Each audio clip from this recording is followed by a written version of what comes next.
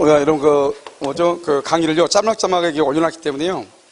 여러분 한번 보시는데 좀 편할 거예요. 자기가 부족한 것만 봐야지, 내가 보고 싶은 데만 봐야지, 처음부터 강의를 다 막 들을 필요 없잖아요.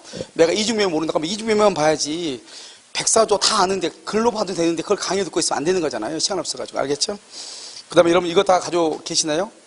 중개사법 여기 학생분이 정리한 거니까요. 제가 봤을 때 여러분, 선생님 암기 코드하고 똑같고 그러니까 편하지 않을까. 또 하나가 있대. 뭔지 모르겠어요. 근데 아직 안 가져왔대요. 일부러 안 가지고 오신 건지, 어쩐지. 그래서 내일 가져오면 다시 해가지고, 이렇게 다시 복사하기가 좀 그러니까요. 파일을 저한테 주면, 학원에 보내주면 학원에서 복사하면 좋을 것 같아요. 그 다음에 공법이 저분이 계시는데, 가지고 있는데, 공법이 어쩐지 모르겠어요. 그 다음에 여러분 원래 이제 유학집은 메가랜드 걸 쓰려고 그랬었어요. 근데 유학집이 너무 거기 있게 잘 나와가지고요. 도저히 쓸 수가 없어요. 아마 그래서 그러면 고합 선생님이 혹시 기본술 한단 말 했었나요? 공시를? 5월달, 6월달 기본술 한다고 그랬어요? 그렇죠. 그러니까 그게 뭐냐면, 원래 고합 선생님이 거기 유학집을 썼는데, 유학집 파일이 바뀌어가지고 다른 데 거. 그러니까 우리 지금 세포 선생님이 저주 오신 분, 그분하고 고합 선생님이 거기 유학집을 썼는데요. 그 유학집이 다른 걸로 판이 바뀌었어요. 그래서 유학집을 보기가 너무 유학집이 거기에 잘 돼 있어가지고 우리가 보기가 약간 무리예요. 알았죠? 그래서 여러분들이 공부해가지고는 공부가 무리가지고 유학집을 따로 그냥 다시 달라고 그랬어요. 전부 다. 알겠죠? 그래서 지금 이제 내일 여러분 공법이죠. 공법은 이중 선생님이 보내왔는데요. 글씨를 크게 가지고 잘 되어 있는데, 그래서 내일 일단 이걸 가지고 잠깐 내일까지 하고요. 그 다음에 토요일 날까지 하고, 그래서 어제 갑자기 책이 안 와가지고, 원래 책이 왔었으면요, 그걸 써야 되는데 책이 안 와가지고요. 그 책을 주문을 캔슬했거든요. 그래서 출판을 해가지고 다시 만들려면 ISBN하고 국립도서관하고 왔다 갔다 해야 될 게 몇 개 있어요. 그래서 원래 이게 책을 판매를 하려면 그냥 판매를 못 하게 돼 있어요. 뭐냐면 이게 다 있어야지만 판매를 할 수 있도록 돼 있거든요. 인터넷 판매가요. 그래서 유학집을 이걸 쭉 봤더니요. 여러분 전번에 이동쌤 유학집 하나 있었었죠. 거기는 좀 이렇게 작게 내서 보기가 좀 힘들게 됐는데요. 지금 내용은 잘 모르겠어요. 내가 내용을 모르니까. 그냥 얘기하는 거예요. 이적선생님 유학집은, 이렇게 조그만 이거 조그만 거죠. 그것도 100 몇 페이지였죠? 이것도 170페이지인데요. 글자가 좀 커가지고 170이니까요. 그렇게 많은 것 같지 않아요. 여기가 지금 보니까 글자 포인트가요, 11포인트 같아요. 그때 그 포인트가 10포인트 좀 넘은가 그러거든요. 그래서 그렇게 가지고 했는데, 여기는 보니까는 내용을 좀 이렇게 O다 X다 이런 것이 없이 그냥 길게 이렇게 써놨기 때문에요. 쭉쭉 써놓은 거 있잖아요. 유학집은 아주 기본서처럼 읽기가 쉽게 되어 있는 것 같고, 여러분들이 1월, 2월 달에 보면은 좀 나눠드린 거 있죠. 계속 강의하면서, 이렇게 강의 시간에 선생님 나눠주면서 강의했었잖아요. 유학하는 거. 그런 것들이 여기 지금 거의 다 들어가 있는 걸 봐가지고 여러분들이 아마 이 유학집을 보는 것이 더 편할 것 같다는 생각은 들어요. 알겠죠? 그러니까 그거하고 크게 차이가 많이 있는 것은 아닌데, 그 위에 것들 설명들을 자세하게 해놔가지고요. 그래서 아마 잘은 모르겠는데 책을 봤더니, 그때 나눠드렸던 것하고 내용이 좀 많이 포함되어 있으니 여러분들이 공법을 보기에는 좀 편하실 것 같아요. 아시겠죠? 그 다음에 공시법은, 고갑 선생님 것으로 그냥 하고, 그 다음에 세법은 그 선생님 거 가지고 하고요. 이렇게 따로따로 하도록 하겠습니다. 알겠죠? 웬만하면 다른 게도 유학집이 다 똑같은데요.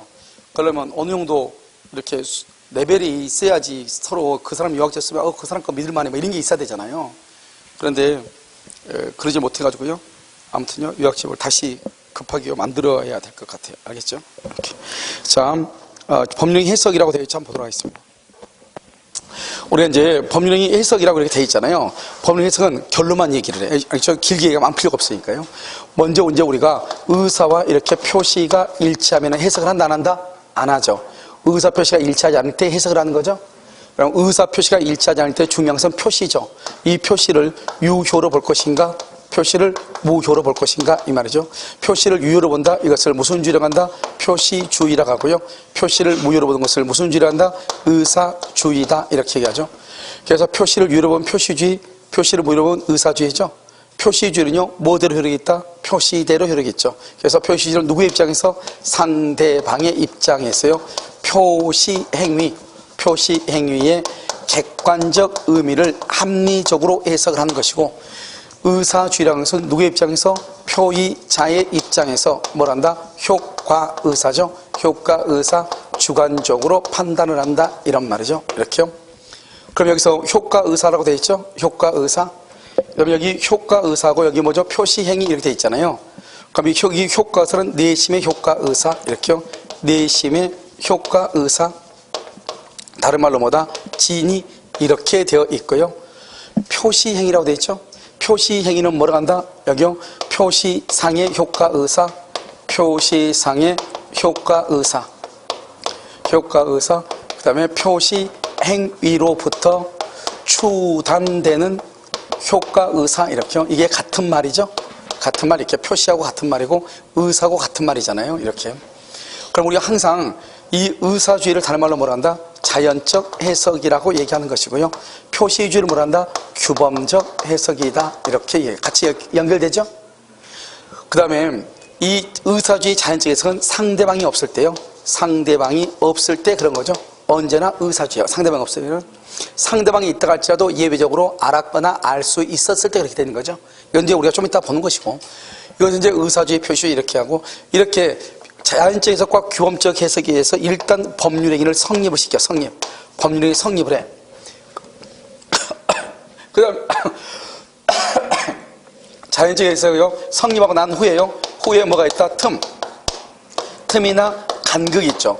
이 성립하고 난 후에요, 틈이나 간극이 있으면 이 틈이나 간극을 메워야 되잖아요.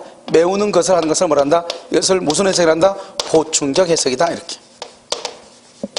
보충적 해석은요, 누구의 입장에서? 제3자 법관의 입장에서요, 당사자의 가정적 의사를요 가지고 해석하는 거죠. 여기서 중요한 것은 가정적 의사를 해석하는 것이 바로 뭐냐? 일부 무효법리요. 일부 무효. 다른 말로 뭐가 있다? 무효 행위의 전환이요. 무효 행위의 전환, 이렇게요. 이렇게 두 가지가 나오죠. 가정적 의사, 그것은 일부 무효하고요.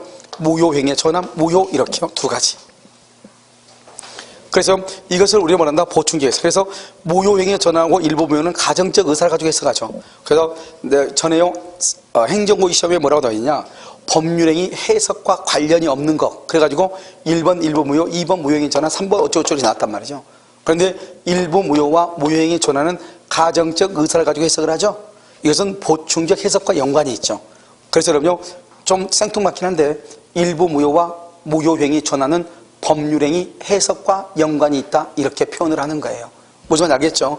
그러면 우리가 자연적과 규범적 해석에 의해서 법률행위를 성립시키고, 성립하고 난 후에 틈이나 간극이 있으면 보충적 해석하는데, 이 틈이나 간극은 단독행위에서 많겠어요? 계약에서 많겠어요? 그래서 뭐다? 주로 계약에서 보충적 해석을 하는 거예요. 주로 계약에서요.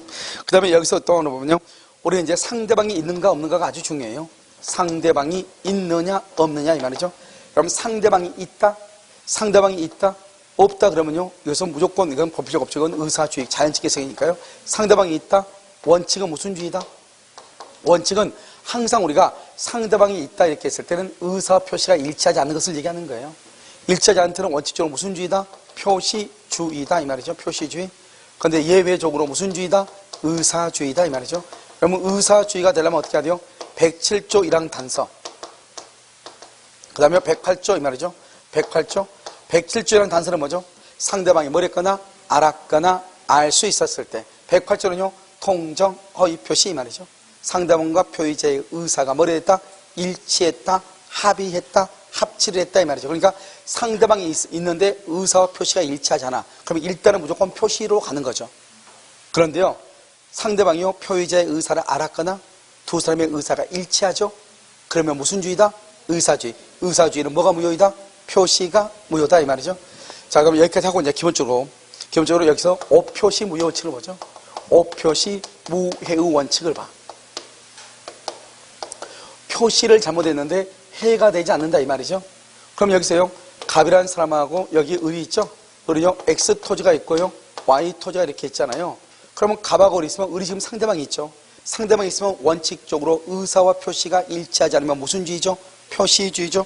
여기 X 토지에서 두 사람이 합의를 했죠. 합의를 했으니까 합의는 무슨 주의다? 의사주의죠. 의사주의는 뭐대로 이루어있다? 의사대로 뭐가 무효이다? 표시가 무효이다. 의사주의는 X 토지에서 계약이 성립하고 Y 토지에 대해서는 무효가 된다 이 말이죠. 그런데요, 두 사람이 X 토지에서 계약을 체결하기로 합의를 했는데 실수로 Y 토지로 등기한 거예요. 등기는 유효이다 무효이다? 무효이다. 을은 소유자다 아니다? 소유자가 아니다. 누가 소유자다? 갑이 소유자다 이 말이죠. 갑이 소유자다 이 말이죠. 그 다음에요, 여기 을이죠. 을이 소유자가 있는데 을이 이것을 병한테 처분해요. 병한테 Y 토지를 등기를 해요. 그럼 이 등기는 공신의 원칙이 인정되지 않기 때문에요, 내 앞에 있는 등기가 무효면 이 등기도 무효가 되죠. 무효. 그래서 을의 등기와 병의 등기는 무슨 대상이다? 말소를 해야 되는 거죠. 그런데 지금 현재 Y 토지에 대한 소유자는 누구죠? Y 토지에 대한 소유자는 갑이죠. 그래서 갑은요, 이 병한테 Y 토지에 대해서 뭘 한다? 진정명의회복을 원인으로 하는 소유권 무슨 등기? 이전 등기를 갑이 청구할 수 있죠. 누구한테? 병한테. 진정명의회복을 원인으로 한 소유권 이전 등기를 할 수 있다. 청구할 수 있다 이 말이죠. 그럼 여기 의사가 X죠. 표시가 뭐다? Y다. 이런 말이잖아요. 무슨 말인지 아시겠죠? 자, 이렇게 되어 있죠. 여기 을하고 이렇게 갑하고 을하고요. 그러면 이제 여기에서 갑하고 을하고는 X 토지에서 계약이 성립했죠. 그러니까 을은요, 갑한테요, X 토지에서 뭐를 청구한다? 등기를 할 수 있다. 청구할 수 있다. 무슨 토지에 대해서? X 토지에 대해서 등기를 청구하죠. 그래서 등기 청구해서 을 앞으로 등기하게 되면 을은 뭐가 된다? 소유자가 되는 것이죠. 문제는 뭐냐면 착오를 이유로 X 토지하고 Y 토지를 취소할 수 있는가? 취소할 수 있는가? 이게 문제죠. 취소할 수 있는가 없는가? 알겠죠? 그럼 여기서 어떻게 돼요? X 토지에서 매매계약이 성립을 했죠. 우리가 착오는 뭐죠? 의사와 표시의 불일치로, 그 불일치를 알고 있다 모르고 있다? 모르고 있죠. 모르고 있는 게 착오인데 여기는요, 의사 표시가 일치하죠. X 토지. 그러니까 취소를 못하죠.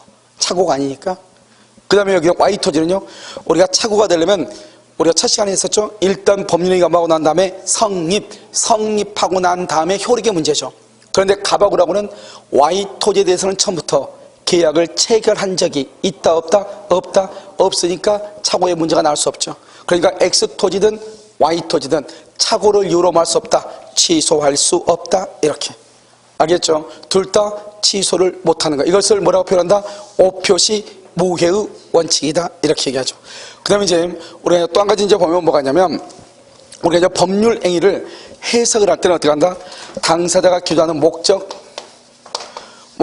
사실인 관습, 그 다음에 임의 법규, 그 다음에 신의 성실 원칙, 이렇게.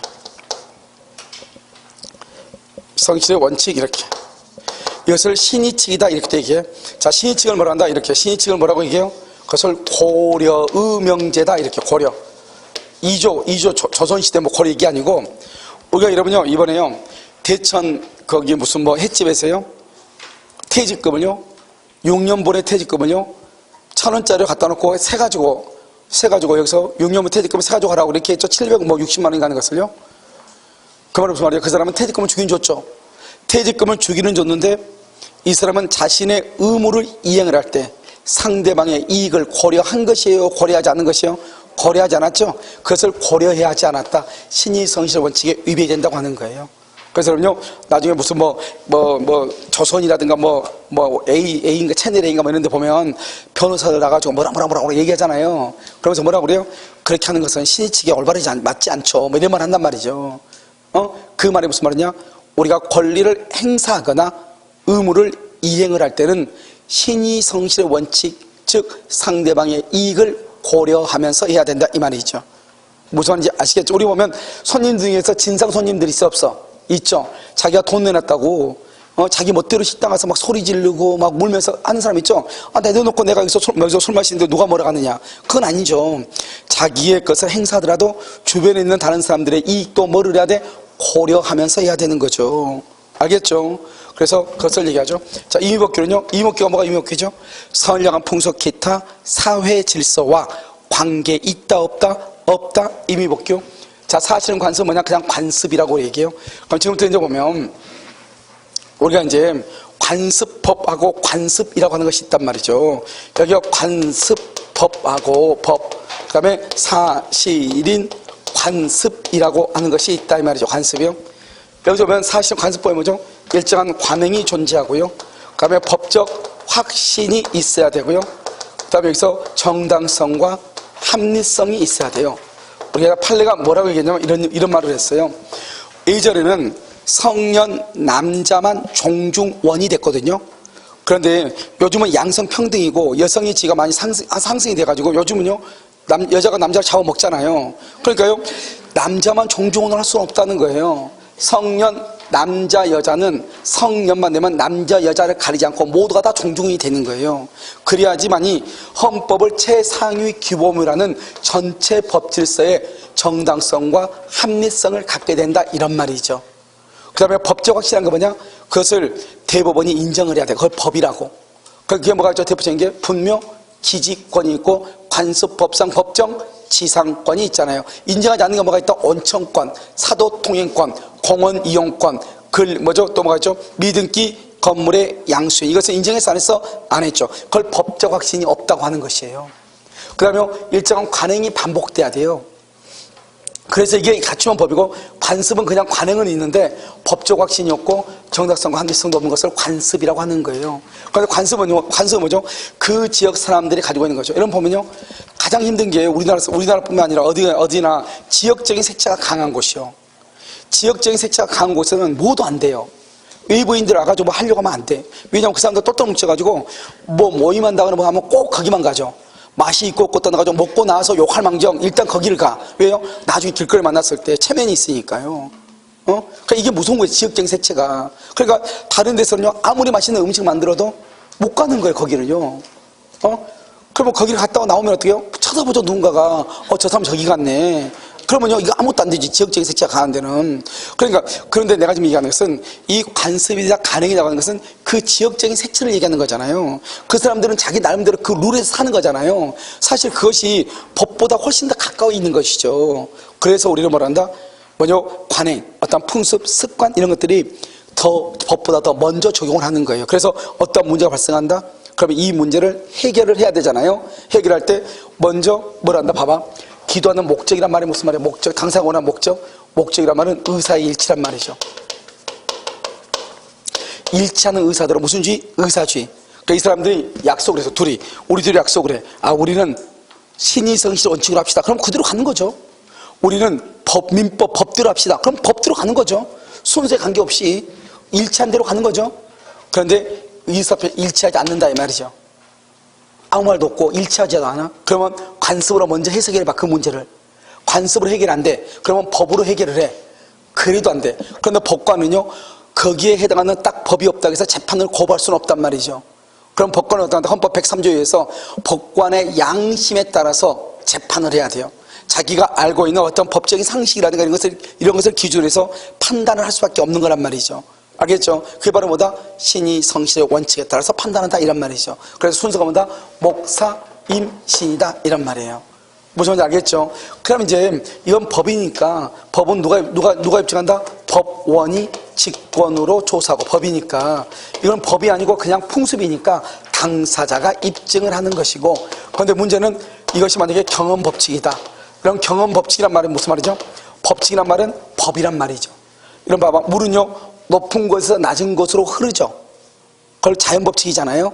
이건 법칙인데 이런 것까지도 법에다 쓰면 안 되잖아요. 그럼 법이 얼마나 두꺼워지겠어요. 너무나 당연한 거지만 일종의 법칙처럼 적용되는 것 이런 것들이면 이것은 뭐란다? 법하고 똑같으니까 법원이 직권으로 조사를 하는 거예요. 이것은 우리 시험에요 12회인가 이제 아마 나오고 그 다음에 나온 적이 없는 거예요. 그냥 여러분 어떻게 한다? 우리가 법률의 해석이라고 하는 것은 어떻게 한다? 먼저 당사자가 기도하는 목적, 의사의 일치. 그것이 없으면 뭐로 한다? 법하고 사실인 관습하고 누가 더 빠르다? 사실인 관습이 빠르다. 만약에 두 사람의 의사가 일치한다. 일치한다. 그럼 뭐 들어간다? 일치한 대로. 일치하지 않으면 뭐대로? 관습. 그 다음에 임의법규 이런 순서. 그 다음에 법령 해석을 1심 법원이 있고 그다음에 2심 법원이 있고 3심 법원이 있단 말이죠. 그래서 1심보다 지방법원이라고 하고요, 2심을 뭐다 고등법원이라고 하고 30을 대법원이다 이렇게 얘기한단 말이죠. 이 대법원은 뭐라 한다? 법률심이라고 얘기하고요, 이것을 뭐라 한다? 상고심이다 이렇게 얘기해. 고등법원을 뭐하고 지방법원을 뭐라 한다? 이것을 사실심이다 이렇게 얘기한단 말이죠. 그럼 우리가 이제 법률행위 해석이라고 하는 것을 뭐라고 할 것인가 이 말이죠. 이 법률행위 해석을 사실의 문제로 본다고 한다면 상고할 수가 없겠죠. 해석을 법률의 문제로 본다고 하면 뭐 할 수 있다? 상고할 수 있다 이 말이죠.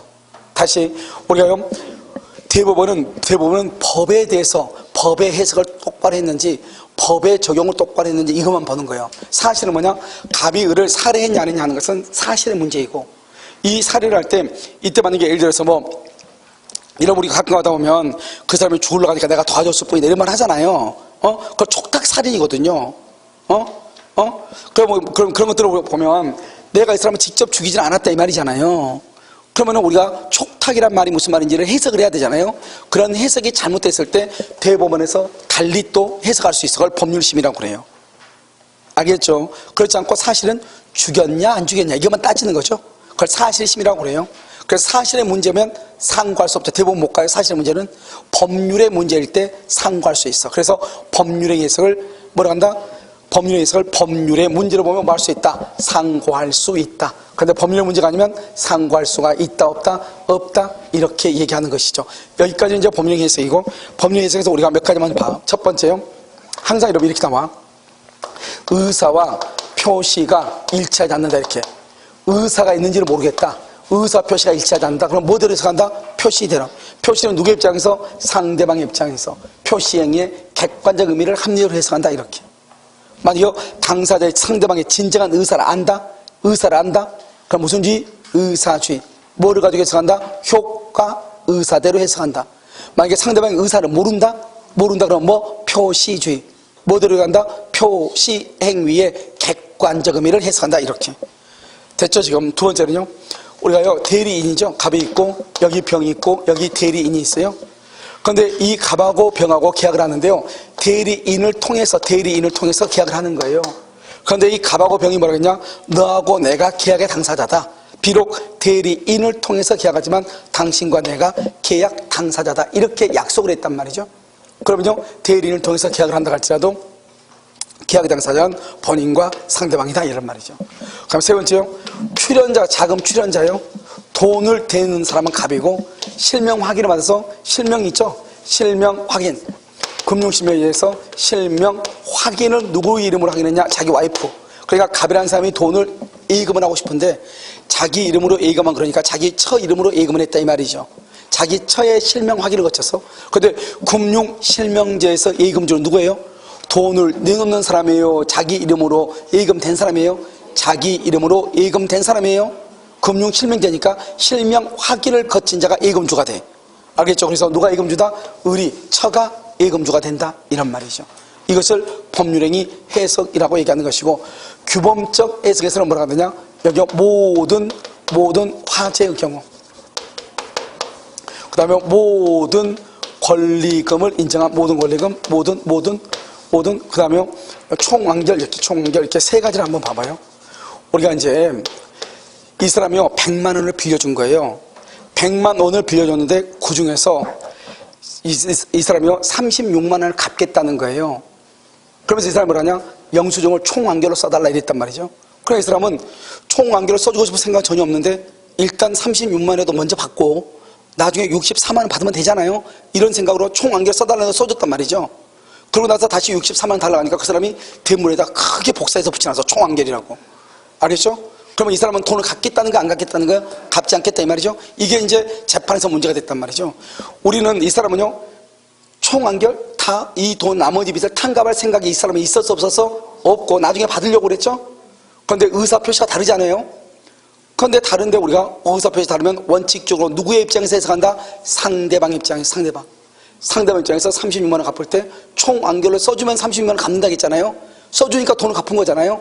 그러니까 표시대로 그냥 효력이 있는 거예요. 총완결로 봐버린 거예요. 나머지 비스무한 것이다, 탕감한 것이다 이 말이죠. 여기 모든 권리금을 인정한다 이 말이 무슨 말이냐. 이제 갑이라는 사람의 집에요, 갑이라는 사람의 집에 을이 있었는데, 을이 이제 병이 이제 들어온단 말이죠. 들어오면서 을한테 권리금을 주고 들어왔어. 그런데 자기가 나갈 때요, 갑이라는 사람이 권리금을 못 받게 할 수 있잖아요. 그래서 병이 갑한테 얘기한 거예요. 내가 나갈 때 권리금 받을 수 있게 해달라 이렇게. 알겠죠? 그러니까 이 사람 갑이 모든 권리금을 인정한다 이렇게 특이학상에다 써놨어. 문제는 내가 나갈 때 아무도 안 들어온 거예요. 그럼 누구한테 권리금을 못 받잖아요. 이 사람 계약서를 딱 봤더니 갑이요 모든 권리금을 인정함 이렇게 되어 있거든요. 그러니까 갑자기 돌변해가지고 갑한테 권리금은 달라 했단 말이죠. 된다 안 된다? 안 된다. 이 말은 갑은 을이 병이 다른 사람한테 권리금 받는 것을 방해하지 않겠다는 것이지 권리금을 내가 반환하겠다는 뜻이 아니다 이 말이죠. 모든 경우의 화재, 모든 경우의 화재의 경우 내가 책임이다. 이때 모든이 뭔가? 이 사람이요 임대차를 하러 가는데 건물주가 화재 가능성이 있으니까 못 주겠다는 거예요. 그래서 이 사람은 그냥 그러면 내가 모든 화재에 책임을 지겠다 사인을 했단 말이죠. 그런데 문제는 천정에서 누전돼가지고 화재가 발생했다 이 말이죠. 그럼 이 경우 누가 책임을 져야 될 것인가? 이때 모돈이라는 것은 무엇을 모돈이라고 하는 것인가? 판례가 말하겠다. 불가항력의 경우, 불가항력적으로 발생한 것도 책임을 진다는 뜻이다 이 말이죠. 간단히 얘기하면 천정 안에서 누전이라는 화재에 대해서도 임차인이 책임을 지는 것이다 이런 말이죠. 이것을 뭐라 한다? 모든 경우의 화재라고 얘기를 하는 것이에요. 여러분 이해되셨나요? 이것을 누구의 입장에서 보는 것이다? 상대방 입장에서 해석하는 거예요. 상대방 입장에서. 그걸 무슨 해석이라 한다? 규범적 해석이라고 얘기하는 것이에요. 알겠죠? 여기까지를 해석이다 이렇게. 그럼요 잠깐 쉬었다가 들어보냐 11페이지 비진이 표시를 한번 보도록 그렇게 하겠습니다. 알겠죠?